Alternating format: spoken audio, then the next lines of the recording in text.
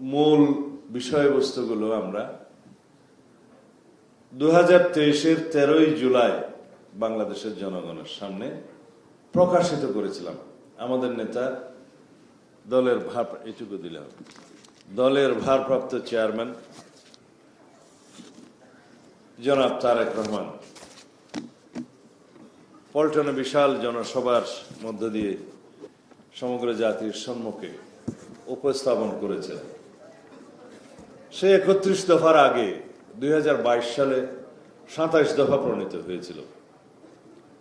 তারও আগে 2016 সালে দেশনেত্রী বেগম খালেদা জিয়া ভিশন 2030 প্রকাশ করেছিলেন। ভিশন 2030 এবং 2022-এর 27 দফা, এই দুইটা আমার সামনে ছিল যখন আমি 31 দফা লিখছিলাম। 31 দফা হচ্ছে জাতির মুক্তির সনদের একটি ঠিকানা, নির্যাস। সেটা হচ্ছে নীতি। আমরা যেটা নীতি প্রণয়ন করি, রাষ্ট্র কিভাবে চলবে, জনগণ কি চায়, রাজনৈতিক ভাবনা কি, এবং তাদের অধিকার প্রতিষ্ঠার জন্য, অর্থনৈতিক মুক্তির জন্য আমরা কি করতে পারি, তার বর্ণনা হচ্ছে 31 দফা। সে 31 দফার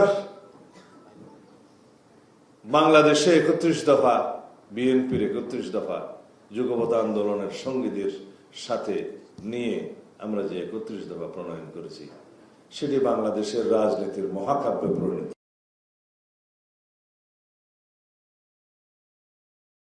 বাংলাদেশের প্রত্যেক মানুষের কাছে সে 31 দফা আজকে পরিচিত। ঘরে ঘরে আমরা সেই পুস্তিকা পৌঁছে দিয়েছি, তোমরাই দিয়েছ। এই দীর্ঘ পথ পরিক্রমায় আমাদের নেতা জনাব তারেক রহমানের নির্দেশনা ছিল, পরামর্শ ছিল আমাদের। আমরা অনুপ্রাণিত হয়েছি। আমরা বিভিন্ন পরিকল্পনার মধ্য দিয়ে আজকে সেই 31 দফা একটি জনপ্রিয় রাজনৈতিক পরিকল্পনাতে পরিণত করতে পেরেছি, এবং সেটা আজকে বাংলাদেশের রাজনীতির মহাকাব্যে পরিণত হয়েছে। কিন্তু মাঠে ময়দানে যখন যাই, 31 দফার সেই পুরো পুস্তকটা যদি দেই, আমাদের জনগোষ্ঠীর মধ্যে, যেহেতু একটি বিশাল জনগোষ্ঠী হচ্ছে এখনো পর্যন্ত শিক্ষার সুযোগের বাইরে আছে, তাদের কাছে সেটা পাঠ করে দিতে হয়, বুঝিয়ে দিতে হয়। সেই জন্যই এই লিফলেটগুলো, এবং সেই যাতে ছবি দেখে যায় চেনা। এখানে বিএনপি থাকবে, আমাদের নেতার ছবি থাকবে, আমাদের মার্কা থাকবে, ধানের শীষ থাকবে, এবং কথাগুলো থাকবে, কার্ড থাকবে। তোমরা খুব সহজেই এই কঠিন কথাগুলো সহজে বলতে পারবে। সেদিন বলেছিলাম যে সহজ কথা যায় না বলা, অতি সহজে সহজ কথা বলিতে সহজে। এটাই হচ্ছে সেটা। পুনরাবৃত্তি এই জন্য করলাম, আমার নিজের বক্তব্য আমার নিজেরই ভালো লেগেছে সেটা সেদিন। কারণ সহজ করে যদি আমরা আমাদের বক্তব্যগুলো জনগণের কাছে পৌঁছাতে পারি, তাহলে জনগণ বুঝবে বিএনপি আমাদের জন্য কি করতে চায়। জনগণ যখন বুঝবে কৃষকদের জন্য আমরা কি করতে চাই, তারা আর 31 দফা পুরো পুস্তক পড়ার প্রয়োজন হবে না। সেটা বুদ্ধিভিত্তিক তখন চর্চা হবে। যারা পড়ুয়া ছেলে পেলে, যারা কলেজ স্টুডেন্ট, যারা শিক্ষিত সমাজ, তারা 31 দফার পুরোটা পড়বে। কিন্তু যারা পুরো জনগোষ্ঠীর মধ্যে প্রায় অর্ধেক জনগোষ্ঠী, যারা জানতে চাইবে যে সোজা সাপটা বলো, শর্টকাট বলো, কি চাই, আমরা বলবো ফ্যামিলি কার্ড দেব। পরিবারের যিনি প্রধান কর্ত্রী মহিলা, তিনি ফ্যামিলি কার্ড নিয়ে বুঝবেন যে এটা তার ক্ষমতা, এটা তার উন্নয়ন, ওইটা তার ক্ষমতায়ন, এবং সেটা তাকে নারী উন্নয়নের একটা অঙ্গীকার হিসেবে সে দেখবে। এটা তার অর্থনৈতিক মুক্তি বাস্তবায়ন করবে।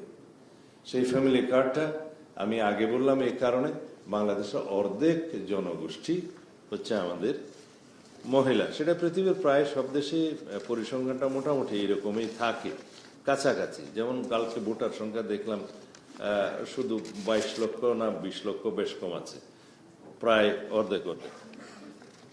এখন সেই ফ্যামিলি কার্ডের বক্তব্যটা শুধু 3টা কথা বলতে হবে। এটা নারীর ক্ষমতায়ন, এটা নারীর উন্নয়ন, নারীকে স্বাবলম্বী করবে, নারীর মর্যাদা বৃদ্ধি করবে।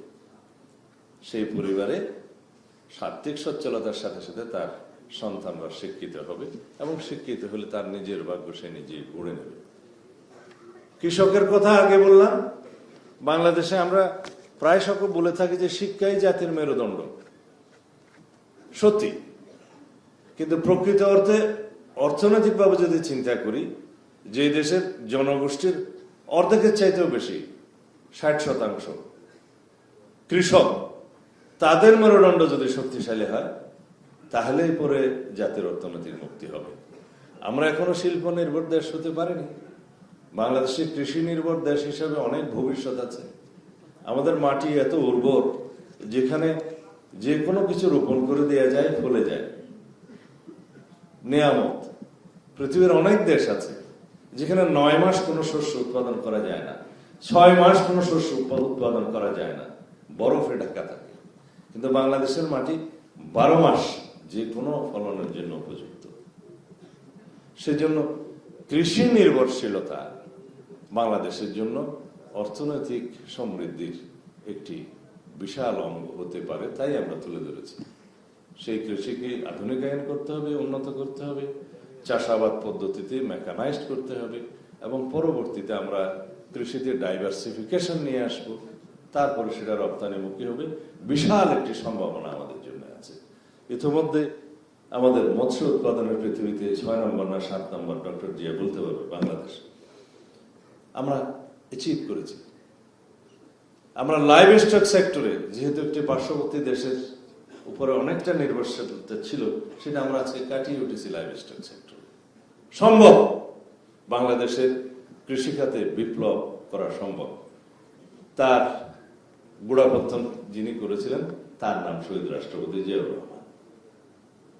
কিভাবে বাংলাদেশের খাদ্যে স্বয়ংসম্পূর্ণ করার জন্য তিনি দেখলেন ইরিগেশন যদি আমরা চালু করতে পারি খাল খননের মধ্য দিয়ে, পরিবেশ বাঁচবে, ভারসাম্য রক্ষা হবে পরিবেশের, কৃষি উৎপাদন বাড়বে, কৃষকের শক্তি বাড়বে, অর্থনৈতিক বৃদ্ধি বাড়বে, দেশ খাদ্যে স্বয়ংসম্পূর্ণ হবে।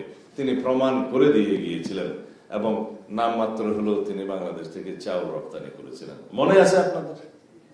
তোমাদের মনে থাকার কথা না, সেই বয়স ছিল না, কিন্তু সেটা পৃথিবীতে একটা উদাহরণ সৃষ্টির মতো বিষয় ছিল।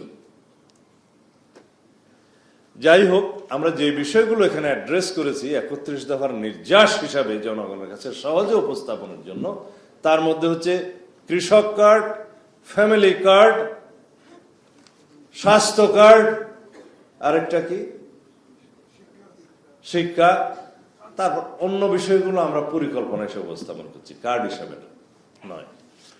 স্বাস্থ্যের বিষয়টা যারা এখানে প্রশিক্ষক তারা বিস্তারিত বলবেন, ডক্টর জিয়া বলবেন, আরো অনেকে বলবেন। একজন মানুষকে যদি আমরা বলতে পারি এই আপনার স্বাস্থ্য কার্ড, এটা থাকলে আপনি অবশ্যই ডাক্তারের কাছে গেলে, হাসপাতালে গেছে আপনি চিকিৎসা পাবেন, আপনাকে চিকিৎসা দিতে বাধ্য। এবং বাংলাদেশে কোনো মানুষ, কোনো সিটিজেন, কোনো নাগরিক বিনা চিকিৎসায় যাতে মৃত্যুবরণ না করে সেটার গ্যারান্টি হচ্ছে এই স্বাস্থ্য কার্ড। এইভাবে বুঝাবে যে হেলথ কার্ড থাকলে আপনি বিনা চিকিৎসায় থাকবেন না, বিনা চিকিৎসায় কোনো নাগরিকের মৃত্যু হতে পারবে না। সেই জন্য আমরা জাতীয় স্বাস্থ্য নীতি প্রণয়ন করেছি, সবার জন্য স্বাস্থ্য। আমরা সেটা উন্নত বিশ্বের কিছু উদাহরণ সামনে রেখেছিলাম। যুক্তরাজ্যের ন্যাশনাল হেলথ সার্ভিস বলে বোধহয়, ন্যাশনাল হেলথ NHS, তার আদলে আমরা গড়ার চেষ্টা করেছি। যেহেতু আমাদের জনগোষ্ঠীর মধ্যে প্রায় অর্ধেক জনগোষ্ঠীকে এই ভাষায় বোঝাতে হবে, সিম্বলিক বোঝাতে হবে, সেই জন্য হচ্ছে তোমাদের এই প্রশিক্ষণ অথবা আলোচনা অথবা মতবিনিময় সভা, যেটার মধ্য দিয়ে তোমরা হবে master of the masters, trainer of the trainers. এখান থেকে বাকি সবাইকে ডিসেমিনেট করতে হবে। প্রথমে আমাদের এই প্রোগ্রাম আমরা শুরু করলাম, এটাকে বলা হয় ডিস্ট্রিবিউশন। তারপর আমরা আমাদের আইডিয়াস গুলো আলোচনার মাধ্যমে ডিসেমিনেট করলাম, পরস্পরকে সরবরাহ করলাম। এরপরে যেটা হবে সেটা হবে পাবলিক কমিউনিকেশন, জনগণের সাথে কথা বলে জনগণের মধ্যে সেই কমিউনিকেশনটা সৃষ্টি করা, মত বিনিময় করা। যেহেতু সবাই ছাত্র, সেই জন্য শিক্ষকের মতো কথা বলছি। যদি সবাই অন্যরকম অডিয়েন্স হতো তাহলে সেই ভাষায় বলতাম। আমি এখন কিছু কথা বলতে চাই, যেটা প্রশিক্ষণ তো সবাই দিবে এখানে যারা প্রশিক্ষক, যেটা রাজনৈতিক বক্তব্য হিসেবে যাওয়া দরকার। 2009 থেকে 2024 পর্যন্ত সংক্ষিপ্ত ইতিহাস বললাম, যে পথ পরিক্রমায় আমরা এসেছি, রক্তের সোপান মাড়িয়ে আমরা ছাত্র গণ অভ্যুত্থানের মধ্য দিয়ে গণতন্ত্রের বিজয় ছিনিয়ে এনেছি। এইটাকে ফলপ্রসূ করার জন্য, এই গণতান্ত্রিক যাত্রাকে বিভিন্নভাবে প্রাতিষ্ঠানিকভাবে শক্তিশালী করার জন্য আমাদেরকে গণতন্ত্রের উত্তরণ হতে হবে। সেই গণতান্ত্রিক উত্তরণের একটি সফল ঘোষণা গতকালকে হয়েছে, যেটাকে আমরা তফসিল বলছি, নির্বাচনী তফসিল। এই তফসিলে অনেককে ভারাক্রান্ত হয়েছে, কিন্তু স্বাগত জানাতে বাধ্য হয়েছে। আমরা স্বাগত জানিয়েছি, সন্তুষ্টি প্রকাশ করেছি। আমরা বলেছি এই জন্যেই গণ অভ্যুত্থানের যত প্রত্যাশা, তার মধ্যে প্রধান এবং প্রাথমিক প্রত্যাশা ছিল জনগণের ভোটাধিকার নিশ্চিত করা, ভোটাধিকার অর্জন করা এবং ভোটাধিকার প্রয়োগ করার এই তফসিল ঘোষণা করা। এই তফসিল ঘোষণা পর্যন্ত যতটা অবিরাম সংগ্রাম করতে হয়েছে, সেটা অবশ্যই আমাদেরকে, যারা আমরা এখানে বসে আছি, অ্যানালাইসিস করতে হবে, বিশ্লেষণ করতে হবে। আমরা গণতান্ত্রিক চর্চার মধ্যে গিয়েছি, আলাপ আলোচনার মধ্য দিয়ে গিয়েছি, সহিষ্ণুতার মধ্য দিয়ে গিয়েছি এবং আমরা বিজয় অর্জন করেছি। কেউ কেউ বলেছে নো পিআর, নো ইলেকশন। কেউ কেউ বলেছে আগে স্থানীয় সরকার ইলেকশন, না হলে নো ইলেকশন। আর কেউ কেউ বলেছে একই দিনে গণভোট আর ইয়া হলে আমরা মানি না। কেউ কেউ বলেছে 2029 সালের দিকে নির্বাচনের জন্য অপেক্ষা করেন। বলেছে কিনা? এরা সবাই, আমি কারো নাম নিতে চাই না, গণতন্ত্রের বিপক্ষের শিবির। তারা নিজেদের মতো করে গণতন্ত্র চায়। তাদের গণতন্ত্রের সংজ্ঞা আলাদা। আমাদের গণতন্ত্রের সংজ্ঞা, বিএনপির গণতন্ত্রের সংজ্ঞা হচ্ছে গণমানুষের গণতান্ত্রিক সংজ্ঞা। শহীদ রাষ্ট্রপতি জিয়াউর রহমান বাংলাদেশ জাতীয়তাবাদী দলের সৃজন করেছিলেন, প্রতিষ্ঠা করেছিলেন সকল মানুষকে নিয়ে। বাংলাদেশে জাতীয়তাবাদের পরিচয়ে এদেশের সকল শ্রেণী, পেশা, ধর্ম, বর্ণ, সংস্কৃতি, ভাষা সব মানুষের সমন্বয়ে, এটা একটা সমন্বয়ের রাজনীতির পাঠশালা। আমরা তখন প্রশিক্ষণ নিতাম। তখন আমাদের সিনিয়র নেতৃবৃন্দ বলতেন, একজন সাবেক প্রধানমন্ত্রী তিনি বলতেন, বিএনপি হচ্ছে সমন্বয়ের রাজনীতি। আজ পর্যন্ত মাথায় রেখেছি।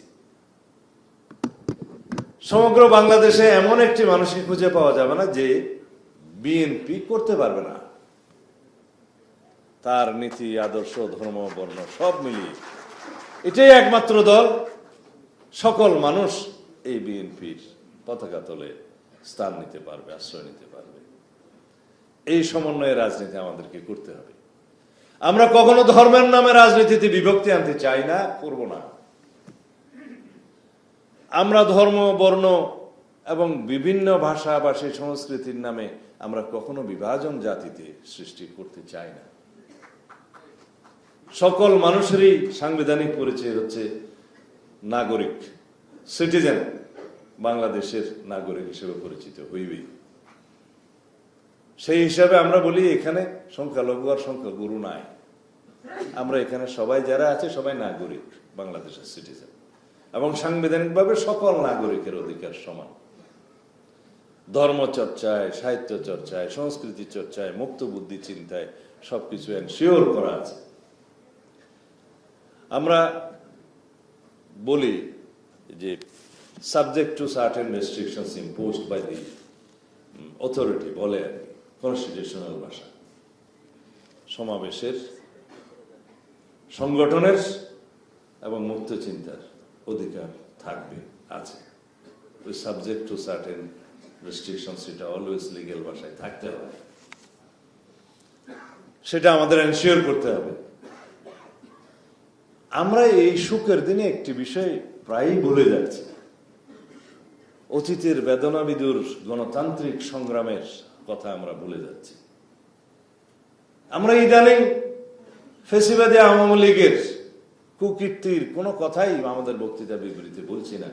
কেউ কি লক্ষ্য করছে এই বিষয়টা? এবং একটি দল আওয়ামী লীগের ভোট প্রাপ্তির জন্য আওয়ামী লীগের বিরুদ্ধে একটি শব্দ উচ্চারণ করে না। আমাদের গ্রামের ভাষায় কথা বলে যে বাসুরের নাম মুখে নেওয়া যায় না। এখন সেই দলটি আওয়ামী লীগের ভোট টানার জন্য তাদের যে ভূমিকা সেটা জনগণের সামনে উন্মোচন করেছে। কিন্তু আমরা এই দেশের রক্তস্নাত ইতিহাসের কথা কখনো যেন ভুলে না যাই। আওয়ামী লীগের দুর্নীতি, দেশকে বিক্রি করে দেওয়ার অর্থ পাচারের কথা যেন আমরা ভুলে না যাই। এদেশ থেকে গণতন্ত্র বিলুপ্ত করে দেওয়ার ইতিহাসকে যেন আমরা ভুলে না যাই। যারা নিজের দেশের নাগরিককে হেলিকপ্টার থেকে গুলি করে হত্যা করেছে, নারী পুরুষ শিশু নির্বিশেষে শত সহস্র হত্যা করেছে, গণহত্যা চালিয়েছে, এই ইতিহাস যেন আমরা ভুলে না যাই। যারা গাড়ির চাকায় পিষ্ট করে আমার ছাত্র বন্ধুদের, আমাদের অভ্যুত্থানকারী বাংলাদেশের গণমানুষকে পিষ্ট করেছে, সেই কথা যেন আমরা কখনো ভুলে না যাই। আমরা যদি গণতান্ত্রিক সংগ্রামের কথা ভুলে যাই, আওয়ামী লীগের গুম, খুন, অত্যাচার, নির্যাতন, নিপীড়ন, মামলা হামলার কথা ভুলে যাই, তাহলে গণতন্ত্র আহত হবে। আমি এখানে বক্তব্য শেষ করার আগে কয়েকটা উপদেশমূলক বক্তব্য তোমাদের সামনে দিতে চাই। তোমাদেরকে পড়তে হবে, পড়তে হবে এবং পড়তে হবে। আমরা রাকিব একটু আগে মিটিং শুরুর আগে বলল যে সবাইকে এক একটা করে ফাইল দিলাম, কেউ ফাইলটা তো উল্টিয়ে দেখলাম। রাজনীতিতে টিকে থাকতে গেলে আগামীতে তথ্য প্রযুক্তি পড়াশোনা, মানে মেধাভিত্তিক, জ্ঞান নির্ভর এবং প্রযুক্তি নির্ভর রাজনীতি করতে হবে। দেবপ্রিয় ভট্টাচার্যের নেতৃত্বে, প্রফেসর দেবপ্রিয় ভট্টাচার্যের নেতৃত্বে বিশিষ্ট অর্থনীতিবিদ হোয়াইট পেপার সেল গঠন করা হয়েছিল। সেটার নাম দিয়েছিল white paper on state of the Bangladesh economy. এটার রিপোর্ট তারা কয়েক মাস কাজ করে সরকারের কাছে প্রদান করেছিলেন। আওয়ামী লীগের সময়ে 2009 থেকে 2023 সাল পর্যন্ত এই সময়ে অর্থনীতির চালচিত্র কি সেটা রিপোর্ট দেওয়ার জন্য। এটা তো বিএনপি করে নাই, অন্তর্বর্তীকালীন সরকার করেছে। নিউট্রাল একটা বডি সেটা রিসার্চ করে সরকারের কাছে রিপোর্ট প্রদান করেছে। আমরা সেটা জনগণের সামনে কতটা উপস্থাপন করছি? এই যে সহজ ভাষা যাই যে বলা অতি সহজে সেই হিসাবে উপস্থাপন করতে হবে, কারণ সেটা 385 পৃষ্ঠা ইংরেজিতে লেখা, কে পড়বে? এই তো তার মধ্যে একটা এক্সিকিউটিভ সামারি আছে, তোমরা ওয়েবসাইটে পাবে, খুঁজে নেবে, 9 পৃষ্ঠা মাত্র। তার কয়েকটি কথা যা স্মরণে দেওয়ার জন্য বলছি। যেহেতু জাতিসংঘের রিপোর্ট, হোয়াইট পেপার সেলের রিপোর্ট এবং এই জাতীয় নিউট্রাল বডির যে রিপোর্টগুলো, সেটা জনগণের সামনে গৃহীত হবে খুব সহজে। এটা কোনো রাজনৈতিক দল উদ্দেশ্যপ্রণোদিতভাবে কোনো কমিটি করে রিপোর্ট প্রদান করেনি। সেখানে বলছে 2009 থেকে 2023 পর্যন্ত যে পাবলিক ফিনান্সের মিসইউজ হয়েছে বা পুয়ারলি ম্যানেজড পাবলিক ফাইন্যান্স বলে আর কি, এটা কোথাও ট্যাক্স এক্সাম্পশন দিয়ে, কোথাও অন্য সুযোগ সুবিধা দিয়ে, যে এটা পুয়ার একটা অর্থনৈতিক পরিক্রমা আওয়ামী লীগ চালিয়েছে, তার মধ্য দিয়ে যে তসরুপ হয়েছে, অপচয় হয়েছে, সেটা দিয়ে বাংলাদেশের 2টা শিক্ষা বাজেট করা যায়, 3টা স্বাস্থ্য বাজেট করা যায় 3 বছরের। এটা খুব সহজ কথা করে বলতে পারবে। বলেছে ব্যাংকিং এবং নন ব্যাংকিং ফিনান্সিয়াল সেক্টর থেকে যে লুটপাট হয়েছে, রাজনৈতিক বিবেচনায় যে ঋণ দেয়া হয়েছে, যেটা তসরুপ হয়েছে, সেটা দিয়ে 24টা পদ্মা সেতু নির্মাণ করা যেত এবং এই মেট্রো রেলের মতো 14টা metro system, Dhaka metro system নির্মাণ করা যেত। শুধু এই 2টা বিষয় বলব, আরো অনেক বিষয় তো আছে। যে পরিমাণ বাংলাদেশ থেকে অর্থ পাচার হয়েছে ব্যাংকিং লুটপাটের মধ্য দিয়ে, সেটা বিলিয়ন ডলারে না বলে অঙ্কে বোধহয় 29,25,000 কোটি টাকা। ডক্টর জিয়া, সংখ্যা ঠিক আছে? 29,25,000 কোটি টাকা অঙ্কের পরিমাণ। বিলিয়ন ডলারেরটা কত যেন আছে, সেটা জনগণকে বলা যাবে না। যদি সহজ করে বলতে চাও, 29,25,000 কোটি টাকা আওয়ামী লীগের ওই সময় শুধু বিদেশে পাচার হয়েছে। এই হোয়াইট পেপার সেলের রিপোর্ট। তাইলে একটা দেশকে অর্থনৈতিকভাবে শেষ করে দিয়েছে আওয়ামী লীগ, গণতন্ত্রকে কবর রচনা করে দিয়েছে কনস্টিটিউশনালি, ব্যক্তিতান্ত্রিক এবং দলতান্ত্রিক স্বৈরতান্ত্রিকতা ফেসিবাদী সিস্টেম প্রতিষ্ঠা করেছিল আওয়ামী লীগ। এই আওয়ামী লীগ একদলীয় রাষ্ট্র ব্যবস্থা এবং একদলীয় স্বৈরতান্ত্রিকতা সৃষ্টি করেছিল বাংলাদেশে। এই কথাগুলো বলা যাবে না? আমরা এখনো বলছি না কেন? যারা আওয়ামী লীগের ভোট প্রার্থনা করছে তারা না বলুক, আমরা জনগণের সামনে এই কথাগুলো বলবো যে এখান থেকে আমাদেরকে বাংলাদেশকে আবার দাঁড় করাতে হবে, টেনে তুলতে হবে। তাহলে পরে বাংলাদেশের পক্ষের যারা শক্তি তারা সবাই এক হোক। আর যাদের ইতিহাস হচ্ছে সব সময় বাংলাদেশের স্বার্থের বিরুদ্ধে, যাদের ইতিহাস হচ্ছে 1947 থেকে 1971 পর্যন্ত বাংলাদেশের স্বাধীনতার বিপক্ষে, তাদের কথাও আমাদেরকে বলতে হবে। যারা এনিয়ে বিনিয়ে বলছে যে তারা মুক্তিযুদ্ধের পক্ষে ছিলেন, তা আমরা মাঝে মধ্যে জিজ্ঞেস করি, সেই মুক্তিযুদ্ধটা কি পাকিস্তানের পক্ষে ছিল? সেটা আমাদের ছাত্র বন্ধুরা ভালো মতো বলতে পারবে জনগণের সামনে। কিছুদিন পরে তারা হয়তো বলবে যে তারাই একমাত্র মুক্তিযুদ্ধ করেছিল, আমরা করিনি। এরকম অনেক বক্তব্য আপনারা বুটের ময়দানে শুনতে পাবেন। কিন্তু বাংলাদেশের জনগণ অনেক সচেতন। এখন আর ধর্মের বিড়ি বিক্রি করে বাংলাদেশের জনগণের সামনে ভোট চাওয়া যাবে না। তারপরেও আমাদেরকে মাঠে ময়দানে আমাদের পরিকল্পনা নিয়ে যেতে হবে। আমরা জনগণের জন্য কি করতে চাই?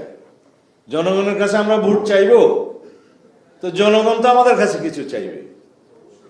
আমরা বলবো আপনারা রাষ্ট্রের প্রতি দায়বদ্ধ থাকবেন, গণতন্ত্রের প্রতি দায়বদ্ধ থাকবেন, ঐক্যবদ্ধ থাকবেন, আমরা রাষ্ট্র বিনির্মাণের জন্য, প্রকৃত গণতান্ত্রিক সংস্কারের জন্য, রাষ্ট্র কাঠামো মেরামতের জন্য, আমাদের লক্ষ্য অর্থনৈতিক মুক্তির জন্য এই কর্মসূচিগুলো আমরা এনেছি। এগুলো আমাদের জনগণের, এদেশের মানুষের মুক্তির সনদ হিসাবে আমরা উপস্থাপন করছি।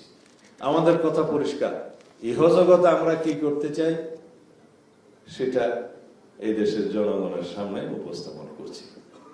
এই আপনার স্বাস্থ্য, এই আপনার সন্তানের শিক্ষা, এই কৃষকের সমস্ত উপকরণের ন্যায্য মূল্যে পাওয়া এবং কৃষি পণ্য, কৃষি উৎপাদন পণ্যের ন্যায্য মূল্য পাওয়া, এই আপনার জন্য স্বাস্থ্য কার্ড, এই আপনার জন্য কৃষক কার্ড, এই আপনার জন্য ফ্যামিলি কার্ড, এই আপনার বেকার সন্তানের জন্য কর্মসংস্থান সৃষ্টির নিশ্চয়তা, এই আপনার পরিবেশের নিশ্চয়তা।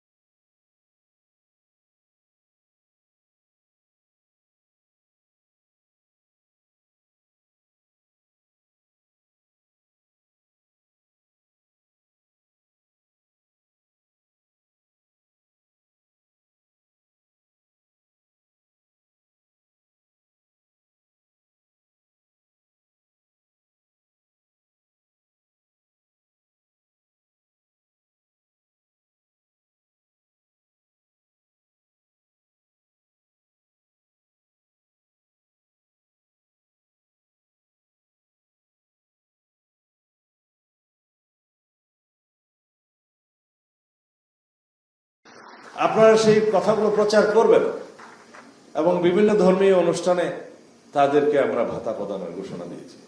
তাদের জন্য কল্যাণ ট্রাস্ট এটা একটা আছে, সেটাকে আরো শক্তিশালী করে কল্যাণ ট্রাস্টের মধ্য দিয়ে তাদেরকে তাদের আর্থিক সহায়তার ব্যবস্থা করার কথা বলেছি। এবং ইউনিয়ন পর্যায় থেকে কেন্দ্র পর্যায় পর্যন্ত বিভিন্ন বিষয়ে তাদের প্রতিনিধিত্ব থাকার কথা আমরা বলেছি। কিন্তু অন্যান্য ধর্মাবলম্বী ভাইদের ক্ষেত্রে আপনারা বলবেন না, সেটা এখানে আছে। অন্যান্য ধর্মের হিন্দু, বৌদ্ধ, খ্রিস্টান ও অন্যান্য উপাসনালয়ের প্রধানগণকে মাসিক সম্মানী ও উৎসব ভাতা প্রদান এবং অন্যান্য যেগুলো সুযোগ সুবিধার কথা আমরা বলেছি ইমাম মুয়াজ্জিম খতিবদের জন্য, সেগুলোর সাথে সামঞ্জস্য রেখে তাদের সেই সুযোগ সুবিধা দিতে হবে। তাইলে এই বিশাল যে একটা জনগোষ্ঠী যারা মূলত সমাজের নেতৃত্ব দেয়, প্রতিনিধিত্ব নয়, নেতৃত্বই দেয় গ্রাম পর্যায়ে, সমাজ পর্যায়ে, তাদেরকে আমরা সম্মানিত করলাম, মূল্যায়ন করলাম, অর্থনৈতিকভাবে সচ্ছল করার কথা বললাম, রাষ্ট্রীয় ভাতার কথা বললাম এবং রাষ্ট্রীয় মর্যাদা বৃদ্ধির কথা বললাম বা প্রদানের কথা বললাম। এই কথাগুলো প্রচার না করলে অন্যভাবে কেউ হাইজ্যাক করে নিয়ে যাবে। সেই জায়গায় প্রতিশ্রুতি দিয়েছে, আমিও সেখানে একজন অতিথি ছিলাম, আমরা এই কথাগুলো বলেছি এবং আইনানুগভাবে তাদের একটা নিরাপত্তা বিধানের কথা বলা হয়েছে। অনেক সময় তারা হ্যারাস্ট হয়েছে আওয়ামী লীগের সময়, শুধুমাত্র দাড়ি টুপি রাখার কারণে জঙ্গি বানিয়ে আওয়ামী লীগের সময় এই শ্রেণীর মানুষদের, খতিব মুয়াজ্জিমদেরকে হেনস্থা করা হয়েছে, জেলে পড়া হয়েছে, হত্যা করা হয়েছে। তারা আমাদের কাছে নিশ্চয়তা চেয়েছে সেরকম আর হবে না। তো আমরা বললাম শুধু ইমাম মুয়াজ্জিম কেন, বাংলাদেশের কোন নাগরিক বেআইনিভাবে কখনো গ্রেফতার হবে না, এই কথাগুলো বলতে হবে। আমরা যে কর্মসূচিগুলো দিয়েছি সেই কর্মসূচিগুলো জনগণের কাছে আপনাদের মাধ্যমে পৌঁছাতে পারলে জনগণ বুঝবে বাংলাদেশের মানুষের দল হচ্ছে বাংলাদেশ জাতীয়তাবাদী দল। তখন জনগণ বুঝবে গণতন্ত্রের বিকল্প নাম বিএনপি। তখন জনগণ বুঝবে বাংলাদেশের মুক্তির সনদ, মুক্তির মার্কা ধানের শীষ। শুধুমাত্র ভোট চাইবেন, এই কাগজগুলো সাথে নিয়ে যাবেন এবং মার্কাতেও দিবেন, প্রার্থীর প্রতীকও দিবেন। যখন যারা ক্যাম্পিং এ যাবে তখন তো সেটা যাবেই, কিন্তু এটা হচ্ছে বিফোর ক্যাম্পিং। বলে না অনেকে প্রি ইলেকটোরাল এবং পোস্ট ইলেকটোরাল কাজটা সরকারের, মানে প্রাক নির্বাচনী কাজটা তোমাদের, নির্বাচনী কাজটাও তোমাদের, নির্বাচন পরবর্তী কাজটা যদি বাংলাদেশের মানুষ বিএনপিকে দায়িত্ব দেয় তখন সরকারিভাবে এই নীতিগুলোকে নীতি হিসাবে প্রণয়ন করা হবে। রাষ্ট্রে যখন কোনো নীতি প্রণীত হয় তার আগে রাজনৈতিক দলসমূহ সেটা মাথায় ধারণ করে, সেটা এই নীতি। এর ভিত্তিতে কর্মসূচি প্রণীত হবে, সেই কর্মসূচি বাস্তবায়নের জন্য প্রকল্প প্রণীত হবে এবং প্রকল্প বাস্তবায়নের পরে ইভ্যালুয়েশন মনিটরিং হবে। তার মধ্য দিয়ে আমরা ট্রায়াল অ্যান্ড এরর প্রসেসের মধ্য দিয়ে নীতি সংশোধনী হতে পারে, কর্মসূচি সংশোধনী হতে পারে, সেটা পরবর্তী পর্যায়ে। কিন্তু আমরা শুরু করতে চাই। এবং মনে রাখবে, to begin something is the most difficult part of any job. আমরা সেই ডিফিকাল্ট পার্টটা এখন করছি, শুরু করছি। শুরু করলে সেটা ট্রায়াল অ্যান্ড এরর প্রসেসের মধ্য দিয়ে ইনশাআল্লাহ আমরা পরিচালনা করতে পারবো, সমাপ্ত করতে পারবো। সকলের সাফল্য কামনা করছি এবং এই আলোচনা সভার নির্যাসগুলো সারা বাংলাদেশে ছড়িয়ে দেবে সেই প্রত্যাশা ব্যক্ত করছি। খোদা হাফেজ।